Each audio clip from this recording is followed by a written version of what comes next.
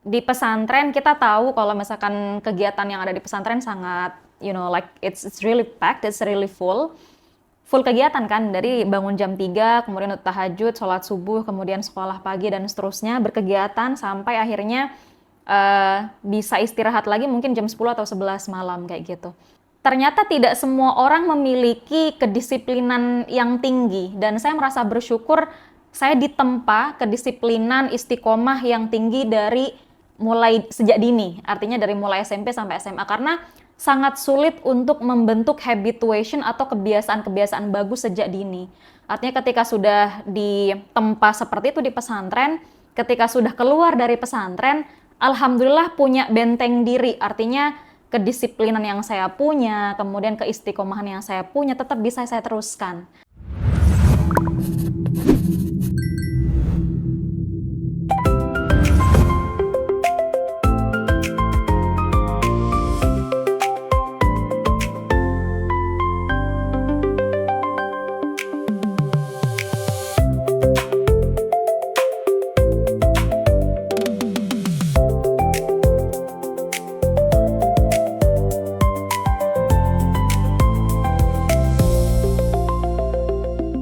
Assalamualaikum warahmatullahi wabarakatuh. Selamat datang di PPS, Podcast Pikiran Santri. Bersama saya, Anisatul Ulum, siap menemani Anda menyelami dunia santri yang penuh cerita, nilai, dan keberkahan. Nah, saat ini saya bersama Kak Devi Purmayanti. Beliau adalah dosen pendidikan bahasa Inggris di Universitas Ibrahimi Sukoharjo. Nah, beliau juga termasuk penerima beasiswa LPDP dan lulusan Monash University Australia.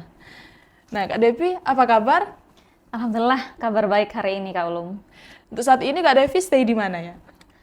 Saya stay di rumah di Desa Palangan Tengah di Jangkar di Situbondo. Jadi masih native Situbondo. Nah, kalau boleh ditarik ke awal banget nih Kak Devi, apa yang Kak Devi rasakan sampai ada di titik saat ini? Oke. First thing, I'm gonna say thank you for inviting me. Mungkin sebelum kita diskusi lebih panjang, saya ingin menceritakan sedikit tentang diri saya sendiri. Jadi, nama saya Devi Purmayanti dan teman-teman biasanya manggil saya Devi. Ada juga yang di kampus manggilnya Miss Devi. Saya alumni Pondok Pesantren Salafiyah Syafi'iyah Sukoharjo. Jadi saya mondok 6 tahun, kemudian melanjutkan S1 di Kediri dan S2-nya di Monash University Australia. Dan seperti yang tadi Kak Ulum sudah bilang, kesibukan saat ini mengajar di Universitas Ibrahimi dan kebetulan mengajarnya di Fakultas Ilmu Sosial dan Humaniora dan di pendidikan bahasa Inggrisnya. Nah, Kak Devi, apakah Kak Devi pernah kebayang nih sampai bisa kuliah ke luar negeri dan menerima beasiswa LPDP? To be honest, not really. Jadi kayak sebelumnya nggak pernah kepikiran sama sekali untuk kuliah di luar negeri. Karena kan basicnya dulu backgroundnya santri. Jadi sempat dulu mikir, mungkin nggak ya santri itu bisa kuliah jauh di luar negeri, apalagi dengan beasiswa gitu kan. Jadi jujur tidak pernah kepikiran. Dan pertama kali menurut saya yang membuat saya itu mulai ada keinginan untuk, oh kayaknya boleh nih kuliah di luar negeri itu ketika S1, terlebih ketika saya diajari oleh salah satu dosen dan beliau itu lulusan Monash University juga di Australia. Jadi mulai terpacu semangat untuk bisa melanjutkan ke sekolah yang lebih tinggi S2-nya di Monash University di Australia. Oke Kak Devi, poin motivasi Kak Devi sampai saat ini itu adalah membahagiakan kedua orang tua dan juga guru. Pernah nggak Kak Devi ini merasa capek atau merasa sampai di titik capek banget, tapi Kak Devi tetap bisa jalan? Iya, sebenarnya background keluarga saya itu mungkin saya bisa mengatakan dari keluarga yang cukup sederhana. Jadi bapak ibu saya seorang petani. Jadi mulai dari mondok dulu sempat ada beberapa momen yang masa tikanan kalau kata santri sekarang ya. Jadi ketika orang tua berkunjung ke pondok pesantren, saya tidak dikunjungi, jadi bisa dikatakan sebulan sekali, yang awalnya dua minggu sekali, 1 bulan sekali. Jadi ketika mulai dari pondok sebenarnya sudah mulai mikir, saya ini berbeda dari beberapa teman-teman yang lain dalam hal finansial kayak gitu. Jadi saat itu saya mikir kalau orang tua adalah motivasi terbesar untuk saya bisa menjadi pribadi yang lebih baik dan menggapai semua mimpi-mimpi saya. Jadi ketika di pondok pesantren pun saya aktif melakukan kegiatan kepesantrenan. Jadi ubudiah aktif, kemudian di sekolah juga berusaha untuk menjadi siswa yang rajin, ikut beberapa kompetisi, kemudian kegiatan-kegiatan non formal lainnya dengan tujuan hal itu yang hanya bisa saya berikan kepada orang tua, karena orang tua sudah susah payah untuk menyekolahkan saya, memondokkan saya, dan tidak ada hal yang terbaik yang bisa saya berikan kepada orang tua saya kecuali memang hasil belajar yang baik dan menjadi pribadi yang baik. Kemudian ya berangkat dari situ, jadi ketika saya mondok itu motivasinya sudah ada dari situ, jadi membahagiakan orang tua dalam aspek pendidikan kayak gitu, dan itu berlanjut sampai saya S1 dan juga S2. S1 sebenarnya saya hanya diizinkan oleh orang tua saya itu ketika mau kuliah S2, Devi kamu boleh untuk kuliah S1, tapi untuk S2 kami sudah tidak bisa memberikan dana karena kendala ekonomi. Akan tapi ya menurut saya pribadi karena sudah mendapatkan restu orang tua waktu itu, jadi ya sudah, saya sudah mengantongi restu dan insya Allah itu yang akan membekali saya. Jadi itu yang menjadi motivasi untuk ayo tetap bisa lanjut sekolah dan cari cara bagaimanapun itu caranya.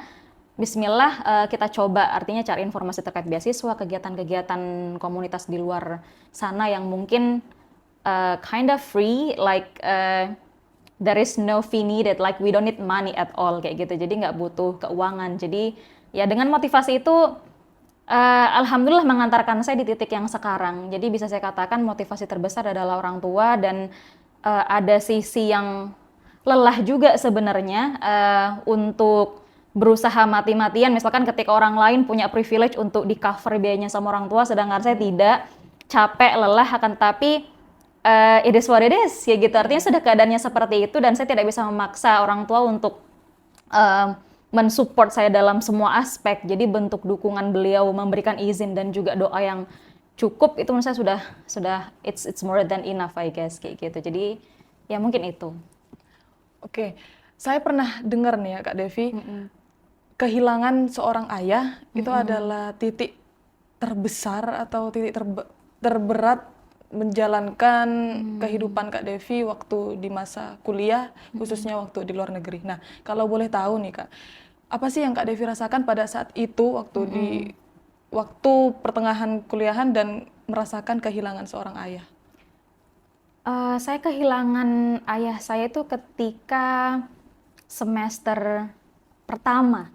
Jadi ketika sudah keterima beasiswa waktu itu, ayah saya itu nggak ada. Tapi mungkin saya akan sedikit reflect on my own ketika proses saya mendaftar beasiswa. Saya perlu menceritakan lebih detail mungkin bagaimana perjalanan saya dari mulai S1 kemudian akhirnya S2, dan di tengah-tengah ada tantangan besar yang saya bilang tadi, kehilangan orang tua. Jadi ketika lulus S1 saya sempat gap year 1 tahun, jadi tidak melakukan hal apapun karena yang saya bilang tadi, saya meminta izin kepada orang tua untuk lanjut studi, tapi hanya diizinkan untuk lanjut saja, tapi dari segi finansial tidak didukung. Oleh karena itu saya mencoba 1 tahun itu mencoba beberapa kali untuk mendaftar beasiswa. Jadi mendaftar beasiswa AAS, Australian Award Scholarship, dan kemudian beasiswa dari British University Scholarship, International Scholarship. Kemudian mendaftar juga yang Turki Bursary, saya lupa namanya, ya itu dari Turki juga untuk beasiswa S2. Dan beberapa kegiatan lainnya yang dari luar negeri ya, jadi kayak dari UK kayak gitu, saya mendaftar.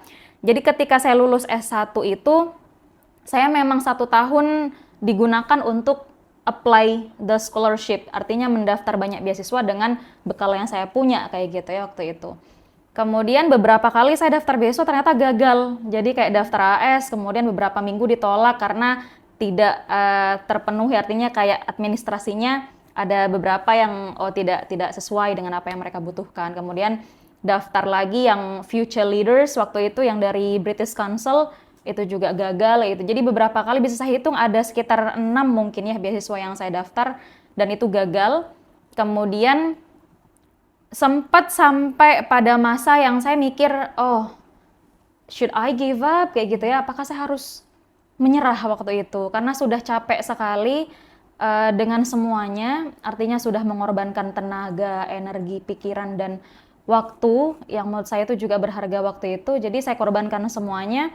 Ternyata gagal gitu kan. Jadi perasaan menyerah itu ada waktu itu dan I don't know what to do. Jadi bingung harus ngapain. Tapi lagi-lagi orang tua saya support terbesar. Jadi ketika saya setiap kali gagal saya nelpon orang tua cerita kalau saya gagal, alhamdulillah support dari orang tua ya, dari bapak, dari ibu, terus dari kakak juga waktu itu sangat besar. Jadi ya teruskan mimpimu, nggak apa-apa. Gagal itu adalah bagian dari proses kayak gitu. Jadi waktu itu saya tetap mencoba dan alhamdulillah dengan dukungan orang tua yang penuh tadi, alhamdulillah saya tidak menyerah, artinya tidak memilih opsi untuk menyerah waktu itu. Jadi akhirnya apply beasiswa LPDP dan kemudian keterima waktu itu. Ketika keterima, ternyata tidak berhenti di situ perjuangan saya kayak gitu. Jadi ketika sudah keterima LPDP, masih harus ada pelatihan bahasa waktu itu di UGM, artinya di Universitas Gadjah Mada selama 3 bulan. Saya ikuti semua prosesnya, prosedurnya saya ikuti dan alhamdulillah selesai sampai saya mengantongi ada tes internasional namanya tes IELTS. Saya mengantongi itu dan insya Allah siap berangkat ke Australia. Sudah happy waktu itu, artinya I was really amazed, like really happy to go to Australia because it was my first time.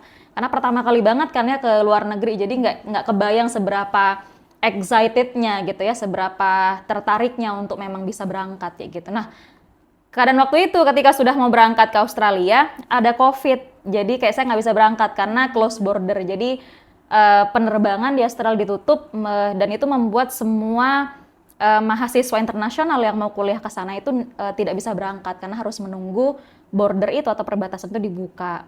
Jadi saya menjalankan semester pertama untuk S2 saya itu di rumah via online. Jadi tetap melaksanakan kegiatan perkuliahan selama di rumah selama 1 semester. Dan qadarullahnya mungkin juga itu adalah sebuah tanda dari Tuhan kalau misalkan saya tuh harus bersama orang tua saya kayak gitu. Jadi waktu itu ketika sudah semester 2 orang tua saya sakit, lebih tepatnya ya ayah saya. Jadi kayak bapak saya itu nggak ada, artinya meninggal di proses ketika saya baru mau mulai sekolah kayak gitu. Jadi kayak itu merupakan momen yang sangat emosional karena di satu sisi saya bahagia karena saya sudah mau berangkat ke Australia dan semua persyaratan sudah selesai. Di sisi yang lain orang tua saya, ayah saya waktu itu nggak ada, jadi meninggal dan itu merupakan titik jatuh yang paling dalam menurut saya dalam hidup saya karena saya tidak pernah membayangkan mimpi saya yang sangat besar dikabulkan sama Allah tapi ada harga yang harus dibayar kayak gitu. Jadi kehilangan orang tua waktu itu memberikan dampak yang sangat signifikan dan saya sempat mikir apakah saya harus selesai sekolah, artinya buat apa saya sekolah kalau misalkan orang tua saya tidak bisa menyaksikan saya sukses kayak gitu. Jadi itu menjadi pikiran yang sangat kalut waktu itu dan saya tidak tahu cara untuk mengatasi pikiran saya sendiri. Tapi alhamdulillahnya lagi-lagi ibu saya dan kakak saya waktu itu tetap meyakinkan kalau it's okay kayak gitu. Jadi nggak apa-apa. Ini hanya bagian dari satu arena kehidupan dan kamu harus tetap berjalan kayak gitu. Jadi ibu saya bilang kalau kamu berhenti kuliah, sedangkan kamu sudah mendapatkan itu, artinya beasiswa, apa yang akan ayahmu katakan gitu, kata ibu saya. Jadi ayah kamu tuh bakal kecewa kalau kamu itu berhenti di sini. Padahal kan untuk mencapai garis finish ini itu nggak mudah gitu.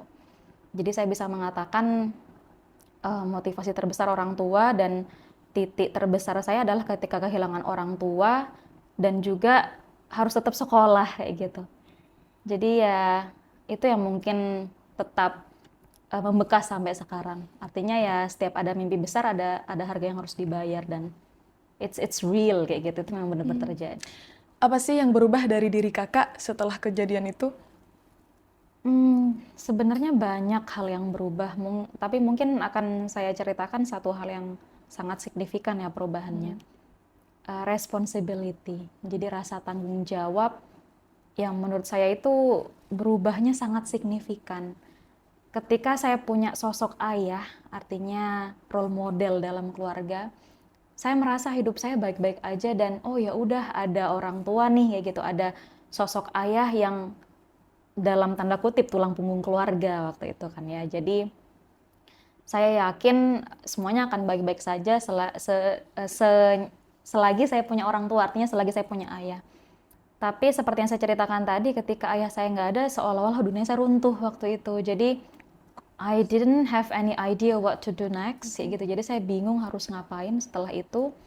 Tapi lagi-lagi saya punya ibu, saya punya nenek gitu ya, yang harus saya eh, take care of kayak gitu. Maksudnya harus saya jaga dan harus saya memang benar-benar mengurusnya kayak gitu. Jadi waktu itu yang sangat saya rasakan adalah bentuk tanggung jawab saya terhadap orang tua itu ternyata besar kayak gitu. Jadi saya bisa memposisikan diri sebagai seorang ayah waktu itu. Oh, ternyata sebesar ini tanggung jawabnya ayah saya terhadap ibu saya dan nenek saya. Karena waktu itu kan hanya ayah saya laki-laki satu-satunya. Adapun kakak, iya ada, cuma beliau sudah berkeluarga dan punya kehidupan sendiri gitu.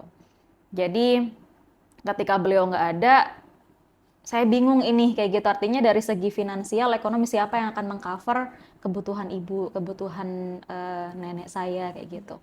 Jadi saya merasa, oh I need to be responsible for this one. Saya harus take over, maksudnya adalah mengambil alih peran ayah waktu itu. Dan saya harus benar-benar bertanggung jawab atas keluarga kecil saya itu. Jadi tidak mudah, tapi saya berusaha untuk tetap tersenyum ya, artinya kayak di depan ibu saya, di depan nenek saya. Ya, saya bertekad untuk ya bismillah, artinya meskipun ayah saya nggak ada, insya Allah Allah menitipkan amanah itu untuk saya. Itu jadi ya tanggung jawab yang bisa saya katakan. Baik Kak, apakah ada momen di mana Kakak merasa aku harus kuat nih dengan keadaan yang seperti ini? Tentu ada. Ini masih berkaitan dengan yang sebelumnya. Jadi ketika ayah saya nggak ada kan dunia runtuh ya. Tapi the life should go on. Jadi kayak the show must go on. Hidup harus tetap berlanjut, harus tetap kita jalani. Jadi kalau misalkan saya tidak mencoba untuk menguatkan diri sendiri, lantas siapa yang akan menguatkan orang tua saya? Siapa yang akan menguatkan ibu saya dan juga nenek saya waktu itu? Jadi coming from that realization, jadi kayak awareness itu, kesadaran itu yang membuat saya akhirnya I have no option gitu. Saya tidak punya opsi lain selain Devi, kamu harus bisa ya kayak gitu. Kamu dikasih tanggung jawab sama Allah untuk menjaga keluarga kamu, jadi kamu harus kuat kayak gitu. Jadi nggak punya pilihan lain, karena nggak mungkin orang tua saya rely on other people. Maksudnya kayak bergantung sama orang lain selagi masih punya saya. Jadi mungkin saya mikir waktu itu, oh mungkin Allah memberikan rezeki saya untuk lolos kuliah S2 di luar negeri dengan semuanya di cover, pendidikan di cover, kemudian uang bulanan juga di cover, uang buku di cover, semuanya di cover. Itu mungkin juga jalan Allah untuk orang tua saya. Artinya kayak, oh you are here for your parents kayak gitu. Jadi kamu di sini dikasih rezeki yang banyak, dikasih hadiah scholarship, beasiswa untuk membantu orang tua gitu. Jadi ya lagi-lagi turning point-nya di situ, saya mencoba untuk mengambil sisi positifnya dari kehilangan seorang ayah menjadi hal yang positif dalam arti, oh iya ini jalan Allah dan saya memang harus mampu, harus kuat. Meskipun deep down ya hati saya memang rapuh, cuma ya I have no options gitu. Jadi saya nggak punya ya jalan lain selain tetap ya do the thing. Baik nih Kak, banyak orang saat ini melihat suksesnya Kakak pada saat ini, tapi tidak melihat kegagalannya sebelumnya. Contohnya mungkin Kakak pernah melewati tes-tes beasiswa yang pernah gagal gitu. Nah, kira-kira apa sih yang membuat Kakak itu semangat untuk melanjutkan lagi dan lagi? Lagi-lagi kembali lagi ke orang tua ya, artinya seperti yang saya bilang tadi, kalau orang tua adalah motivasi terbesar. Jadi ketika saya gagal di situ, kecewa. Artinya saya manusia biasa dan saya tahu, oh mungkin ketika saya gagal ini saya belum pantas kayak gitu. Oh ketika saya gagal mungkin memang belum saatnya kayak gitu. Jadi pikiran-pikiran itu selalu saya munculkan setiap kali gagal. Jadi ketika gagal, oh it's not your time. Oh ketika gagal, oh it's okay. There will be another door open to you. Itu. Jadi ada pintu lain nih yang terbuka buat kamu gitu. Selalu memunculkan pikiran positif. Sehingga akhirnya sampai di tahap yang 7 kali saya daftar itu kayak sudah ada perasaan, ya Allah capek gitu. Ya Allah I'm so tired with this thing. Capek banget dengan semua ini dan kayaknya pengen menyerah kayak gitu. Cuma lagi-lagi saya punya mimpi yang sangat besar untuk bisa merubah ekonomi keluarga waktu itu. Saya bilang tadi kalau misalkan saya dari keluarga yang sederhana, jadi ayah ibu saya adalah seorang petani dan saya pernah mikir waktu itu kalau misalkan saya berhenti di sini, siapa yang akan meneruskan mimpi itu dan siapa yang akan bertanggung jawab untuk merubah keadaan ekonomi keluarga gitu. Jadi pikiran itu yang membuat saya tetap okay, I should go on, itu harus tetap lanjut dengan semua mimpi-mimpi besar saya. Baik Kak Devi, momen apa sih Kak yang bisa membuat Kak Devi semangat untuk terus melanjutkan kuliah? Selalu saya mencoba untuk memvisualisasikan mimpi saya di depan saya.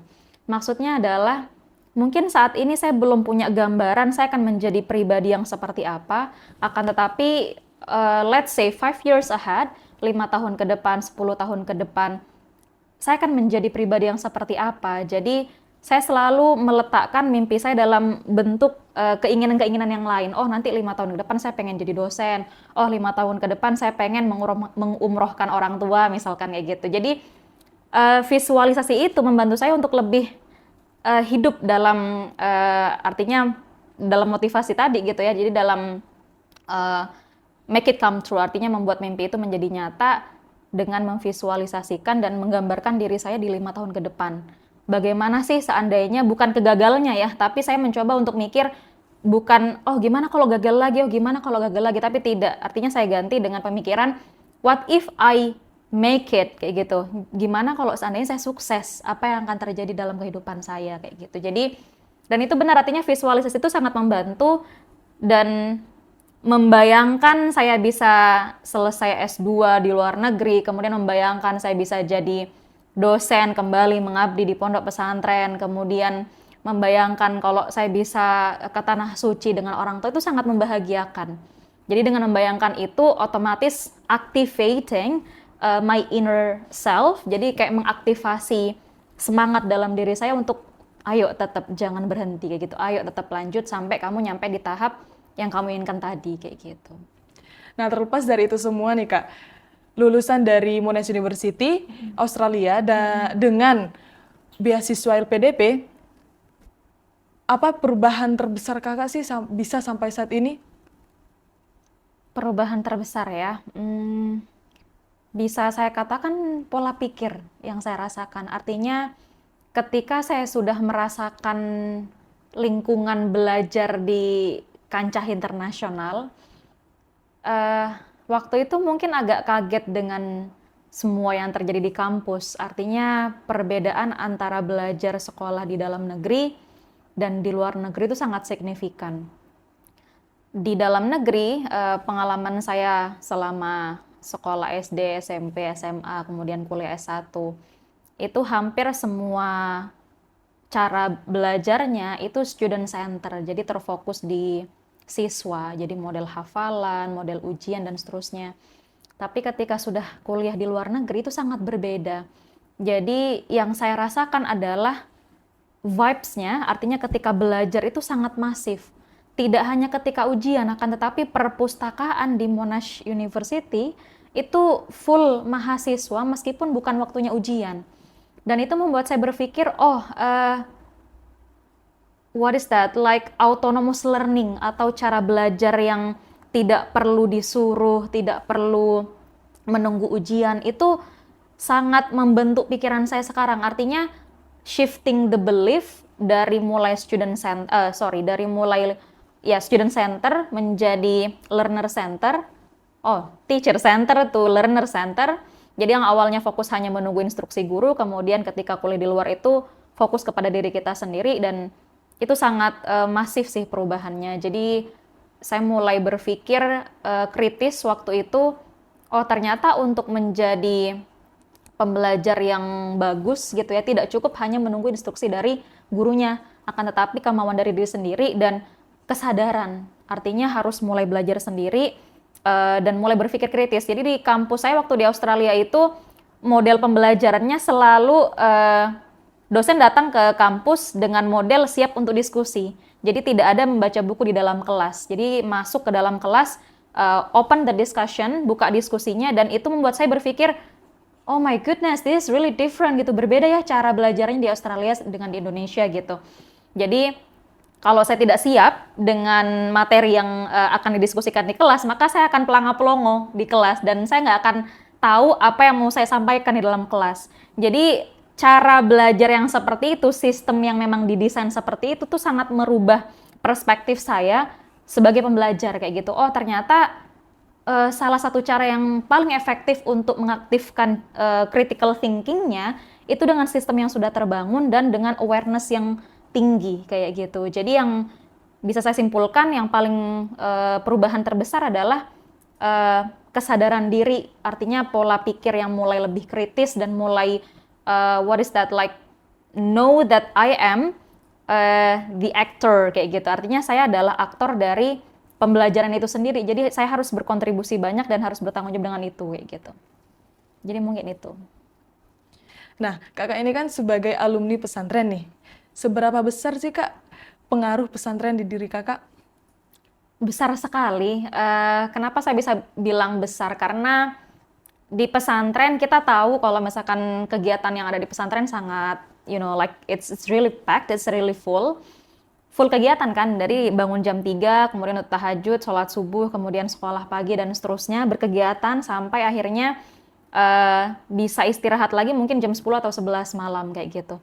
Waktu itu saya belum terlalu paham, artinya ketika saya mondok, kan dulu masih SMP ya, jadi belum terlalu tahu ini akan membentuk saya seperti apa. Akan tetapi waktu itu saya hanya melakukan kegiatan sebagaimana santri lainnya, samina wa ta'na gitu ya. Jadi kayak peraturan yang ada di pesantren saya patuhi, kemudian kegiatan yang ada di pesantren saya jalani saja gitu, tanpa memikirkan banyak hal. Akan tetapi ketika saya sudah keluar pesantren, ternyata perubahannya sangat masif. Kedisiplinan yang diterapkan di pesantren, yang saya lakukan di pesantren itu sangat membantu.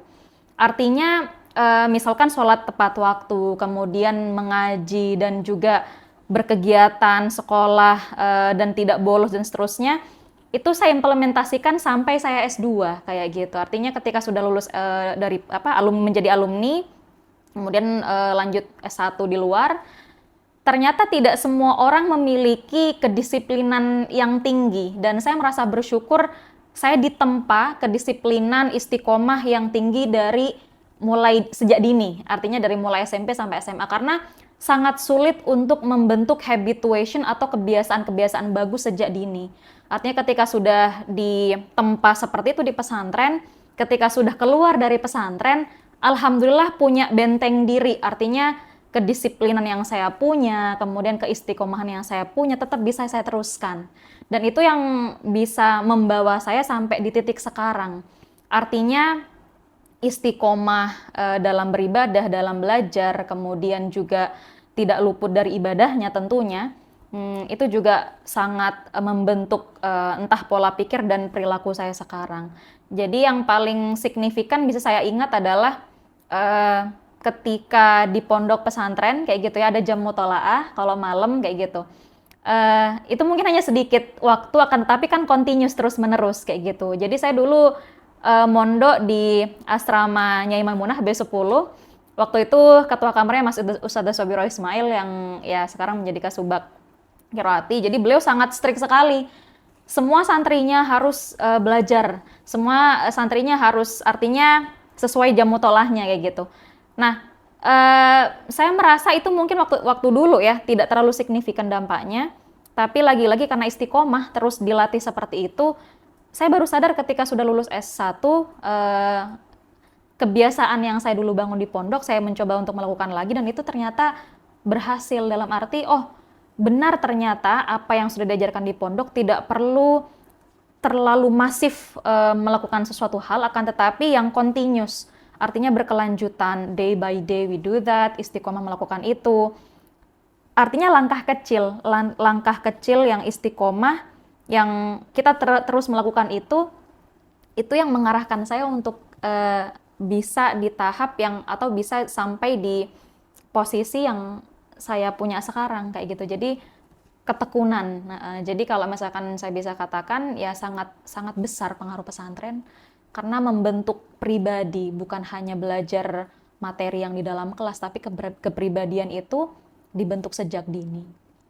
Nah, kalau saat ini ada yang gagal, ada di fase gagal berulang kali, kira-kira apa sih yang ingin kakak sampaikan kepada mereka?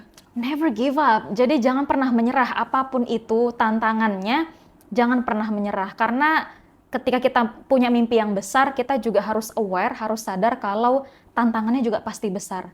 Tidak ada jalan yang mulus. Akan tetapi, don't stop there, jangan berhenti. Karena saya percaya kepada ending yang bagus. Artinya Tuhan, artinya Allah itu akan memberikan ending yang bagus at the end of the day. Kalau misalkannya pun itu belum bagus dan belum indah, berarti itu belum akhir kayak gitu. Jadi kalau misalkan teman-teman semuanya lagi berusaha dan mungkin gagal, nyoba lagi mungkin gagal, atau lagi perjalanan menggapai mimpi, apapun mimpinya, jadi pesan saya mungkin jangan pernah menyerah karena kita tidak pernah tahu pintu yang mana yang akan Allah buka nantinya kayak gitu. Jadi ya tetap berusaha. Kalau Kak Devi bisa bicara ke diri Kakak Devi yang dulu di masa-masa sulitnya, kira-kira apa sih yang ingin Kakak sampaikan? Oh my goodness, like I'm gonna say I'm really proud of you. Saya akan bilang ke diri saya yang dulu, Devi, saya bangga sama kamu. Terima kasih sudah berjuang sampai di titik ini. I know that it is not easy. Ini bukan hal yang mudah, tapi kamu tetap melangkah, tetap berjuang, dan pencapaianmu sekarang itu tidak luput dari kerja keras kamu, kedisiplinan kamu, dan tentunya doa dari orang tua dan juga guru-guru kamu. So, thank you so much for being you. Oke, nah untuk saat ini Kak Devi, untuk yang terakhir, satu kalimat yang bisa menggambarkan diri Kak Devi. Saya mungkin akan mengutip satu kalimat yang itu menjadi moto dari kampus saya di S2, artinya di Monash University di Australia. Ada istilah ancora imparo, itu bahasa Latin yang artinya I am still learning, saya masih belajar. Jadi mungkin saya akan menggambarkan diri saya sebagai seorang pembelajar, sampai kapanpun saya masih seorang pelajar. Jadi saya harus belajar menjadi pribadi yang lebih baik setiap harinya, bermanfaat dan berkontribusi untuk banyak orang.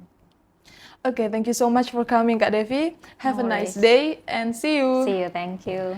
Nah pemirsa, jangan lupa subscribe, like, comment, and share agar tidak ketinggalan video-video terbaru dari kita.